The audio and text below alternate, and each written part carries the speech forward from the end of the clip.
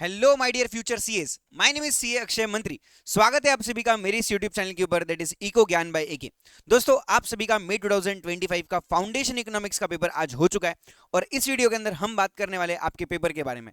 देखो, इस वीडियो के अंदर अपन जो है वो सिर्फ और सिर्फ आंसर्स क्या है वो देखने वाले हैं और इसके बाद में और एक वीडियो लेके आऊंगा जिसके अंदर मैं हर एक क्वेश्चन का chapter number, page number, reference के साथ में, मॉड्यूल के साथ हर एक पॉइंट आपको हाईलाइट करके बताऊंगा कि कहां से ये आंसर्स निकलने वाले हैं। तो इस वीडियो में अपने को शॉर्ट में सभी क्वेश्चंस डिस्कस करने हैं कि कौन सा आंसर होने वाला है ना। यस, तो सबसे पहला क्वेश्चन, और ये जो पेपर सेट मेरे पास आया है बहुत ही अच्छा है। इसके अंदर हर एक क्वेश्चन चैप्टर वाइज है, तो जंबलिंग भी नहीं है, तो बहुत ही इजी चैप्टर वाइज आपको सभी क्वेश्चंस देखने को मिलेंगे, है ना। तो देखो, चैप्टर नंबर 1, यूनिट नंबर 1 से सवाल था, माइक्रो इकोनॉमिक थ्योरी किस पे डील नहीं करता है ना। तो यहाँ पे आंसर आपका बनता है that is stage of business cycle से डील नहीं करता है ना। नेक्स्ट क्वेश्चन है which is not correct about the business economics with reference to economics. तो यहाँ पे आपका आंसर बनता है that is economics is an applied branch of business economics. बल्कि बिजनेस इकोनॉमिक्स क्या है, इकोनॉमिक्स का अप्लाइड ब्रांच होता है ना। Next, command economy is another name for the socialist economy, that is option number B आपका बिल्कुल भी सही है। Which of the following is not a merit of capitalist economy, तो that is collective ownership is not a merit of capitalist economy. An economy exist on which of the following two facts, that is human wants are unlimited but the resources are relatively scarce. Okay, commodity for which quantity demanded rises only up to a certain level of income and decreases with an increase in income beyond this level, इसको अपन inferior goods बोलते हैं। Okay, highly priced goods are consumed by the status seeking rich people to satisfy their needs for conspicuous consumption, इसको अपन Veblen effect बोलते हैं। ठीक है, an expectation that the price will fall in future will lead to leftward shift in the demand curve। Okay, next, a consumer buy 100 units of goods at price rupees 6 per unit, suppose the elasticity is -3, at what price he will buy 80 units, तो answer will be 6.5, है ना। कैसे होगा, क्या होगा, ये सभी चीजें मैंने सॉल्व कर रखी है। ओके, बट इसका डिटेल वीडियो जो है मैं आपको और एक वीडियो बना के दूंगा, वहां पे मैं समझाऊंगा। इसमें जस्ट अपन क्विकली सिर्फ आंसर्स क्या होने वाले इसके बारे में डिस्कस कर रहे हैं। ओके, डिटेल वीडियो आने वाला है, कल के डेट में आ जाएगा। ईच एंड एवरी क्वेश्चन आपकी मॉड्यूल के रेफरेंस के साथ में आपको बताने वाला हूं। ओके, यस, तो अभी इस वीडियो में सिर्फ और सिर्फ आंसर का डिस्कशन हो रहा है, क्योंकि मैंने आंसर्स बहुत ही अच्छे से चैप्टर से ढूंढ ढूंढ के निकाले हैं, तो ये आंसर सभी करेक्ट है, तो इन पे आप बिलीव कर सकते हो। और भी कई सारे वीडियोस आप देख रहे होंगे जहां पे गलत आंसर्स आ रहे होंगे, बट मोस्ट ऑफ द मेरे जो आंसर्स है वो सभी के सभी सही है, ऐसा मैं गारंटेडली बोल सकता हूं, है ना। और वीडियो के एंड में जब आप पूरा पेपर देख लोगे, सॉल्यूशन समझ जाएगा, तो आपको आपके क्रॉस चेक करने आंसर्स कितने सही है और कमेंट में आपको लिखना है कि आपको कितने मार्क्स आने वाले हैं। और मेरी तरफ से एक स्पेशल ऑफर भी है कि अगर समझो कोई बच्चा बहुत ही जितने उसने मार्क यहाँ पे लिखे उसको उतने ही एग्जैक्टली मार्क आता है, तो मेरे तरफ से उसको प्राइज भी बिल्कुल देने वाले हैं, है ना। एक गिफ्ट मेरे तरफ से सरप्राइज उसको होगा। आपको मुझे मेरे मोबाइल नंबर पे मैसेज करके बताना है कि आपके कितने मार्क्स होंगे। 9403050708 मेरा मोबाइल नंबर है। बिल्कुल मुझे मैसेज करके बताओ इस आंसर को देख के कि आपको कितने मार्क्स आने वाले है, राइट। वैसे पेपर बहुत ही मीडियम था ना, मतलब कुछ कुछ बच्चों को बहुत ही इजी भी गया होगा, क्योंकि एमटीपीपी के क्वेश्चन से और कॉन्सेप्चुअली क्वेश्चन से बहुत ही कम लोगों को हार्ड गया होगा जिनकी पढ़ाई बहुत अच्छे से नहीं हुई है। बाकी तो पीडीएम एकदम पेपर एकदम मीडियम रहा है। ओके, यस, चलो। सो अगर टोटल रेवेन्यू जो है वो बढ़ जाता है और प्राइसेस भी बढ़ जाती है, तो इसको अपन क्या बोलेंगे, इसको अपन इन इलास्टिक डिमांड बोलते हैं, है ना। नेक्स्ट क्वेश्चन, अगर प्राइस इलास्टिसिटी ऑफ डिमांड अपने को नॉट ट्रू, कौन से नॉट ट्रू है, with the price elasticity of demand that is greater the proportion of income spend on the commodity lesser will be the elasticity of demand, ये यहाँ पे गलत है। Okay, when two goods are complementary cross elasticity क्या होगा, तो negative होने वाला है। Okay, when total utility increasing, तो डिक्रीजिंग रेट पे टोटल यूटिलिटी जो है वो बढ़ रहा है एट अ डिक्रीजिंग रेट, इसका मतलब एमयू क्या है उसका, डिक्रीजिंग है, बट रिमेन्स द पॉजिटिव, है ना। नेक्स्ट क्वेश्चन है इलास्टिसिटी ऑफ सप्लाई कैलकुलेट करो आर्क इलास्टिसिटी मेथड से। सो आंसर यहाँ पे आपका आने वाला है दैट इज योर 3। ओके, यहाँ पे स्पेसिफिकली बोला था आर्क इलास्टिसिटी लगाना है तो वही लगाना चाहिए। Okay, next question is question number 15, जहां पे बोला है the rate at which consumer is prepared to exchange goods X with holding Y, holding the level of satisfaction remaining the constant, the answer will be marginal rate of substitution. Okay, question number 16, the form of capital which performs its function in production in single use and not available for the further use, इसको अपन बोलते हैं circulating capital. Okay, survival, growth और expansion जो है वो कौन से ऑब्जेक्टिव के अंदर आता है एंटरप्राइज के, तो वो ऑर्गेनिक ऑब्जेक्टिव के अंदर आता है। Okay, the minimum quantities of various inputs are required to yield a given quantity of output is termed as production function, option number C is correct. Question number 19 क्या बोला है, which of the following is not true about the relationship between average product and marginal product, तो option number D that is when average product is negative marginal product becomes zero, ये आपका बिल्कुल भी सही है। क्वेश्चन नंबर 20 है ना, कौन सा स्टेज को अपन डिक्लाइनिंग स्टेज बोलते हैं, दैट इज स्टेज 3, जिसको अपन कौन से स्टेज में टोटल प्रोडक्ट जो है वो डिक्लाइनिंग होता है, that is stage 3, stage of negative returns अपन इसको बोल सकते हैं। रिटर्न्स टू स्केल किसको अपन बोलेंगे, that is change in output as a result of proportionate change in all factors of production, ऐसा अपन बोल सकते हैं, है ना। Linear homogeneous function production function is another name for constant returns to scale अपन बोलेंगे। बजट लाइन और budget constraint in line, budget constraint line which shows the various alternative combinations of two factors, जिसको अपन isocost line बोलते हैं।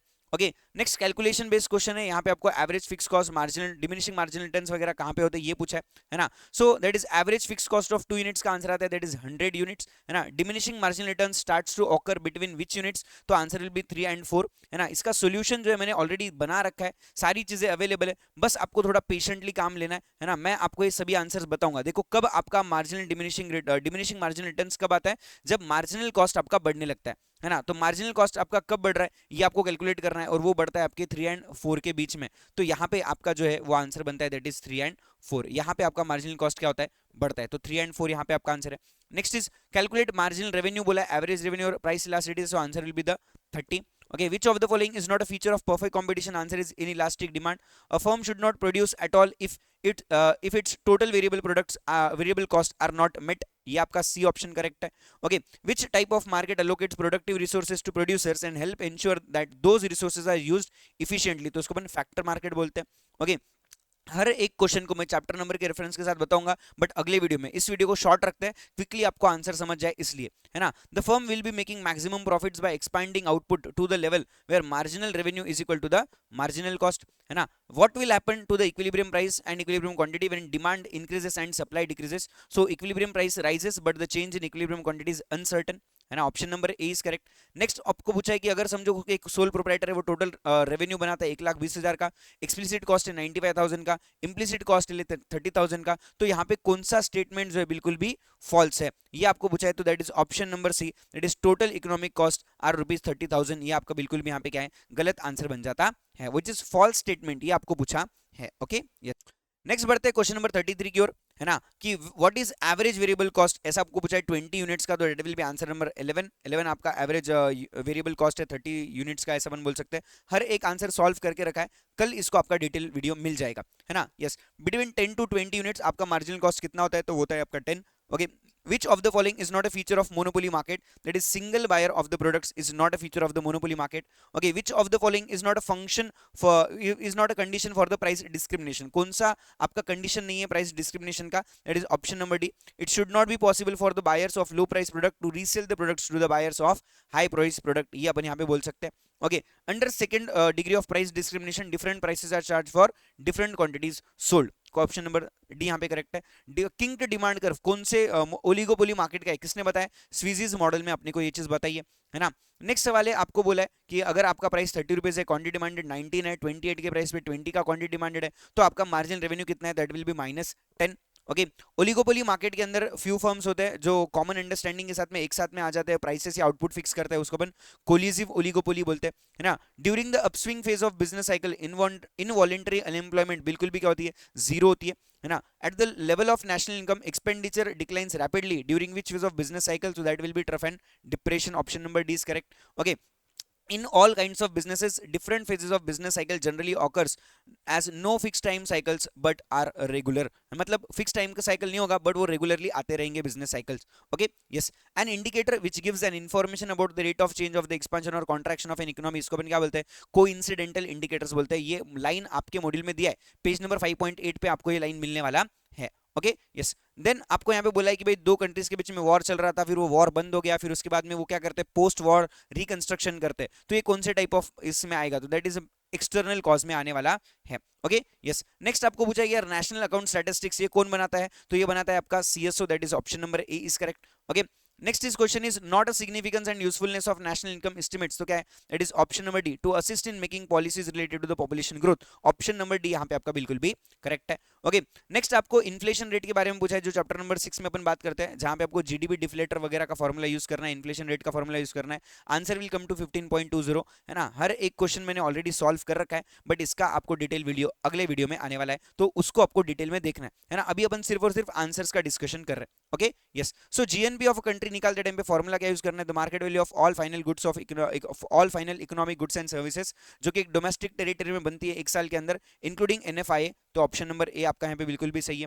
Okay, next GDP FC का formula क्या होगा, that is option number C, GDP MP minus indirect taxes plus subsidies यहाँ पे करना है आपको।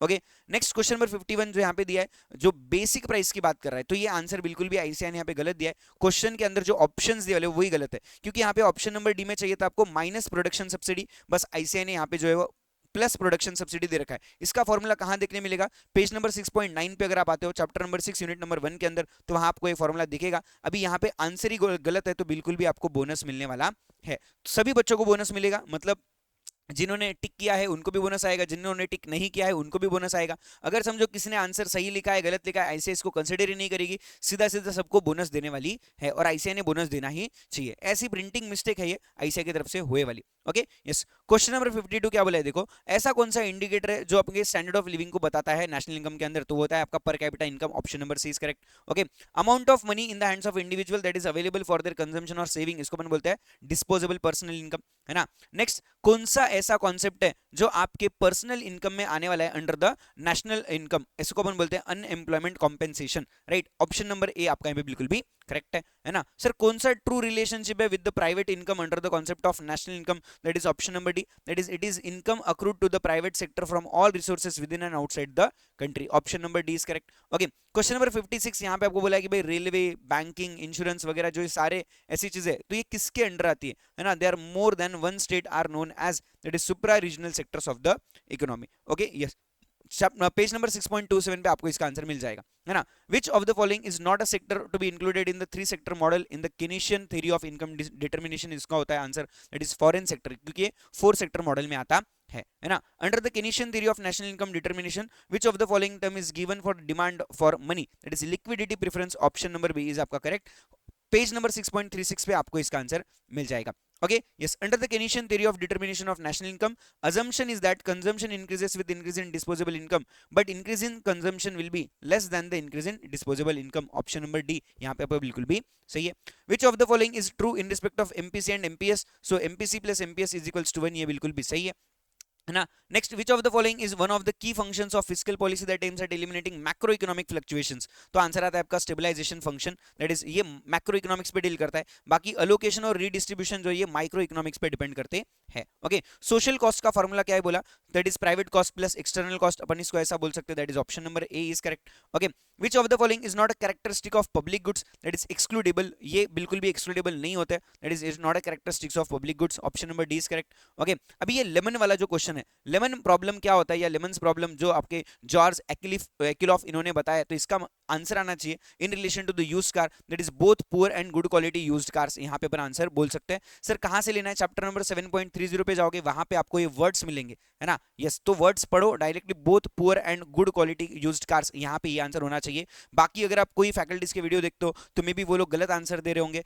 But option number B is the correct answer, ये आपके मॉड्यूल से निकलता है। Chapter number 7 unit number 2 page number 7.30 पे जाके पढ़ लो, आपको आंसर मिल जाएगा। ओके, या फिर मेरा वीडियो देखो कल जो आएगा डिटेल के अंदर, तो वहां पे मैं आपको और भी अच्छे से समझा दूंगा, है ना। और अगर समझो कोई गलत आंसर यहाँ पे हो भी जाए तो अपन उसको अगले वीडियो में करेक्ट कर लेंगे। Okay, yes, next, the statutory disclaimer that mutual fund investments are subject to market risk, please read the offer documents carefully before investing, ये कौन से टाइप का गवर्नमेंट इंटरवेंशन है, so government intervention to correct the externalities, अपन इसको बोल सकते हैं, है ना। यस, चलो नेक्स्ट क्वेश्चन नंबर 66 क्या बोला है, article 112 of the Indian constitution के अंदर ऐसा बोला है कि प्रेसिडेंट के सामने जो है वो फाइनेंशियल स्टेटमेंट्स वगैरह रखे जाएंगे ईच एंड एवरी ईयर, जिसके अंदर अपन एस्टिमेटेड रिसीट्स और एक्सपेंडिचर की बात करते हैं, तो इसको अपन बोलते हैं annual financial statement. Okay, yes, next हमने को क्वेश्चन दिया कि भाई अगर समझो विच of the following information regarding receipts and expenditure is not presented in the budget document, that is actual expenditure and income of the current financial year, भाई इस financial year के एक्चुअल क्या है अपने को पता ही होगा क्या, नहीं, तो सबमिट कैसा करेंगे भाई, इसके लिए ऑप्शन नंबर डी इज यहाँ पे आपका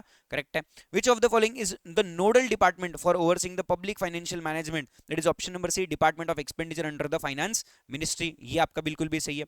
next, during the budget proceedings the speaker of the Lok Sabha once prescribed time is over, और वो सारी जितने भी डिमांड ग्रांट्स वगैरह वो एक साथ में रख देंगे, है ना, और डिस्कस किया जाएगा, उसके ऊपर वोट किया जाएगा, इसको बोलते हैं गिलियोटिन। Okay, yes, option number D is correct. Question number 70, which of the following is not true regarding the fiscal policy of the government, that is fiscal policy is a supply side policy because ये होता है demand side policy. Okay, yes, चलो next question number 77, ये जो y है वो क्या represent कर रहा है, MD is equals to KPY, chapter number 8 unit number 1 का सवाल है, ये रिप्रेजेंट करता है आपकी रियल नेशनल इनकम को। ओके यस, बैंक जो है वो एमएसएफ की फैसिलिटी लेते हैं तो मैक्सिमम कितना वो परसेंटेज ले सकते हैं एसएलआर का, है ना, दैट इज 1% ले सकते हैं। ओके नेक्स्ट आपको बोला है करेंसी विद पब्लिक आपको कैलकुलेट करना है। क्या करना है आपको, बस notes in circulation plus coins in circulation करना है, ये दोनों को प्लस करो और ये दोनों को उसमें से क्या कर दो, माइनस कर दो। Answer will B 262,548। Okay yes, detail calculation कल के वीडियो में आपको मिल जाएगा। लिक्विडिटी ट्रैप कब होता है, जब interest rates are near zero and people prefer holding cash over the bonds. Option number B यहाँ पे आपका बिल्कुल भी सही है। What is likely the impact of increase in time deposit to demand deposits, that is option number A यहाँ पे आपका करेक्ट है। It leads to higher availability of free resources and consequent enlargement of the volume of multiple deposits expansion and monetary expansion. Right, हर एक line हर एक MCQ आपके module से उठाया गया है। मैं हमेशा से आपको बोलता था मॉड्यूल लाइन बाय लाइन पढ़ के जाओ, मॉड्यूल लाइन बाय लाइन पढ़ के जाओ। हर एक लाइन मॉड्यूल में अवेलेबल है, हर एक लाइन मैं आपको अगले वीडियो में दिखाऊंगा, मॉड्यूल में आपको मिलने वाला है। हर एक एमसीक्यू आपके मॉड्यूल से पूछा गया है आईसीआई ने यहाँ पे, तो मॉड्यूल पढ़ो, module is the must. Right yes, चलो next question, question number 76। Broad money includes currency deposits with an agreed maturity up to 2 years, है ना। Demand deposits redeemable at the notice up to 3 months and repurchase agreement जो है वो 2 years के लिए होता है। That is option number D यहाँ पे आपका बिल्कुल भी करेक्ट है। कौन सी चीज M1 में इंक्लूडेड नहीं होगी, दैट इज टाइम डिपॉजिट्स या टर्म डिपॉजिट्स अपन जिसको बोल सकते हैं, वो इंक्लूड नहीं होता है ना। Next question number 78। Which of the following is not one of the 4 determinants of Friedman's demand for money, that is nominal demand for money falls if the opportunity cost of money holding declines, है ना। Yes, option number सी यहाँ पे बिल्कुल भी correct है। कौन सा आपका क्वांटिटेटिव टूल नहीं है, that is open market operations आपका क्वांटिटेटिव टूल नहीं है। Option number C is correct. Okay, repo rate और रिवर्स रेपो रेट का रिलेशनशिप के बारे में क्वेश्चन था, ये सेम क्वेश्चन एमटीबी में भी पूछा गया है। Reverse repo rate is equals to repo rate -1, that is option number A आपका बिल्कुल भी करेक्ट है। Okay next question, that is theory of comparative cost के बारे में पूछा गया कि कौन सा स्टेटमेंट सही है। सो ऑप्शन नंबर 3 एंड 4 ये दोनों भी स्टेटमेंट सही है, that is 3 and 4 are correct. Okay yes, question number 82 की बात कर रहे हैं कि the value of the product और services is enhanced as the number of individuals using it increases. इस इफेक्ट को अपन बोलते हैं bandwagon effect. Chapter number 9 unit number 1 से सवाल है, पेज नंबर 9.9 पे आपको इसका आंसर मिल जाएगा। What is the ad valorem tariff, that is option number C is correct. Duty levied as a fix percentage of the value of the traded commodity. Yes, next a tariff that is set so high that no import can enter into, that is prohibitive tariff अपन इसको बोल सकते हैं। Option number A correct है। Which of the following countries is a part of उसमें USMCA agreement, है ना, that is USA, Mexico and Canada. Okay so Mexico यहाँ पे है, option number A is correct. Okay which one of this is the main reason why GATT lost its relevance by the 1980s? So there were inadequacies in institutional structure and dispute settlement system, that is option number D is correct. Okay, question number 87। most controversial topic क्या था दोहा development agenda का, that is agricultural trade, ये सबसे most controversial topic रहा है। Okay yes, match the following में आपको कौन सा चीज देखना है, देखो long term interest and is invested for long, that is FDI। Speculative in nature, that is FPO, है ना। Help developing countries to benefit fully from the global trading system, that is WTO। And government and central bank का आता है free floating exchange rate, मतलब जहां पे government और central bank participate नहीं करती। सो ऑप्शन नंबर ए आपका यहाँ पे बिल्कुल भी सही बन जाता है। ओके क्वेश्चन नंबर 89, है ना, ऐसा इन्वेस्टमेंट जहां पे एक इन्वेस्टर इस्टेब्लिश करता है कोई बिजनेस एक्टिविटी फॉरेन कंट्री के अंदर जो कि उसके मेन बिजनेस एक्टिविटी क्या है, डिफरेंट है, but some way supplements to the its major activities, तो उसको अपन बोलते हैं वर्टिकल इन्वेस्टमेंट बोलते हैं। ओके क्वेश्चन नंबर 90 क्या बोला है, अगर एप्रिसिएशन ऑफ करेंसी हो जाएगा और strong currency makes domestic currency more valuable, therefore it can be exchange for a larger amount of the foreign currency, that is option number B is correct. Okay yes, कहां मिलेगा sir, page number 9.62 पे जाओ, same line आपको वहां पे मिल जाएगा। Okay yes, which of the following are the fiscal reforms, that is option number 1, 3 and 4 are correct, that is ensuring tax compliance, encouraging private sector participation and thrust on curbing the government expenditure. These are the types of fiscal reforms, है ना। reinvestment of funds in more profitable options, ये fiscal reforms का part नहीं है। कहां बोला है, page number 10.11 पे आ जाओ, वहां बोले वाला है। Okay which of the following is the best describes the pre British Indian economy, that is self sufficient villages and cities which were centers for the commerce, ये आपका ऑप्शन नंबर बी बिल्कुल भी सही है। The trade policy reforms include removal of licensing procedures for the import, that is option number B is your correct. Chapter number 10 से आपका सवाल बनता है, which initiative by the Niti Aayog aims at promote electronic vehicles, that is e-Amrit, that is option number A is correct. Question number 95, early liberalization and reform started in India in 1980s, that is option number A is correct. What percentage of India's population depends on agriculture for livelihood, that is option number C, that is 47% is correct, है ना। Government का scheme जो focus करता है on providing financial support to farmers for suffering crop loss or damage, that is प्रधानमंत्री फसल बीमा योजना, PMFBY, that is option number B is correct. Which regime replaced the Foreign Investment Promotion Board, FIPB, that is FIF portal, है ना? What was the India's ranked in 2022 as per the global index, that is 14th rank रहा है. Okay, yes, I hope आप लोगों को सभी question समझ में आए होंगे, है ना? बहुत ही बढ़िया आपको लग रहा होगा, और ऐसे ही अपडेटेड रहने के लिए इकोनॉमिक्स के बारे में मेरे साथ बने रहिए, इकोनॉमिक्स का ज्ञान पाने के लिए मेरे साथ बने रहिए. दैट इज इको ज्ञान by AK. Option number 100, question number 100 बाकी मुझे पता है. क्वेश्चन नंबर 100 बोला है, विच policy replaced by the merchandise exports from Indian schemes, MEIS, in 2021, that is RODTEP, रोडेट, है ना? ये जो है वो यहाँ पे रिप्लेस किया गया. That is option number D is correct. Yes, इसका डिटेल वीडियो आपको और मिल जाएगा मेरे साथ में, राइट? हर एक क्वेश्चन को पेज नंबर रेफरेंस के साथ बताऊंगा, मॉड्यूल में कहां दिया है वो मैं आपको हाईलाइट करके दिखाऊंगा. तो बने रहिए अगले वीडियो के लिए. तब तक के लिए मिलते हैं, बाय बाय, टेक केयर. और जरूर जरूर अपने मार्क्स चेक कीजिए, कमेंट में बताइए, मुझे अपने नंबर पे मैसेज करके बताइए. मेरा नंबर है 9403050708. और ऐसे ही अपडेटेड रहने के लिए मेरे साथ बने रहिए मेरे टेलीग्राम चैनल के ऊपर, है ना? टेलीग्राम चैनल का लिंक आपको डिस्क्रिप्शन में मिल जाएगा, और बाकी भी मेरे जो वीडियोस है वो आप मेरे चैनल पे जाके देख सकते हो. सारी एमटीबी के वीडियोस मैंने अपलोड कर रखे थे, सारी ही आपके इकोनॉमिक्स के जो जितने भी चैप्टर्स हैं उनके रिवीजन भी आने वाले हैं अपने चैनल के ऊपर. तो बिल्कुल बिल्कुल बिल्कुल चैनल को सब्सक्राइब करो, वीडियो को लाइक करो, और ये आंसर के अपने दोस्तों के साथ में शेयर करो जिनको आप बिल्कुल भी पास करवाना चाहते हो, राइट? अगर आपके कोई भी दोस्त को दिक्कत है, बिल्कुल भी मुझे डाउट कमेंट में पूछ सकते